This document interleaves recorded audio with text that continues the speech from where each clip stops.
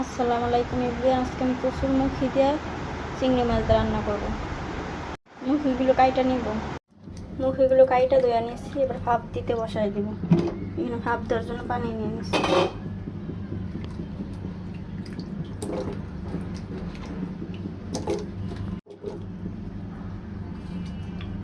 ঢাকনাটা ডাইকা 10 মিনিট ভাপ দিয়ে নিব।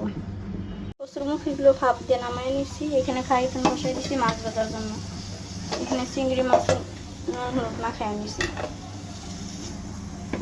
মাছগুলো দিয়ে দিব।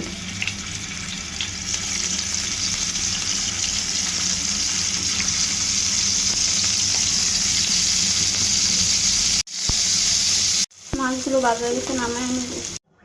এখানে পেঁয়াজ কুচি দিয়ে দিব। পেঁয়াজগুলো একটু নিলাম তো বাইরে নেব। এখানে রসুন বাটা দেওয়া দিব। পেঁয়াজের সাথে মিক্স করে দেবো। এখানে গুঁড়া মশলা দিয়ে দিব, হলুদ, ফাঁকি মরিচের গুঁড়ো, জিরা গুঁড়ো, অল্প একটু পানি দিয়ে দিব, লবণ দিয়ে দিব। মশলাগুলো মিক্স করে দিব।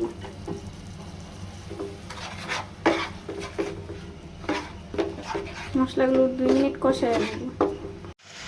কয়েক টুকরা টমেটো টুকরা দিয়ে দিব, মিক্স করে দিব মশলার সাথে।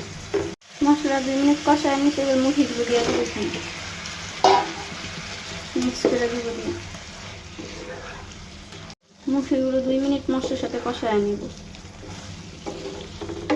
2-3 মিনিট মুখিগুলো কষায় নিয়েছি। এবার দিয়ে দেবো, পানি দিয়ে দেবো। এখানে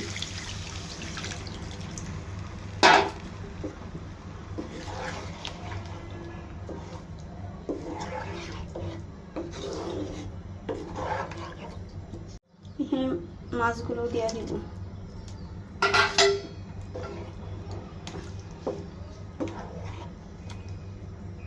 ঢাকনাটা খুলে এখানে সজা পাতা দিয়ে দিব, কাঁচামরিচ দিয়ে দিব। এখানে সজের পাতা, ঢাকনাটা ডাইকে আর 5 মিনিট রান্না করে নামাই নিব।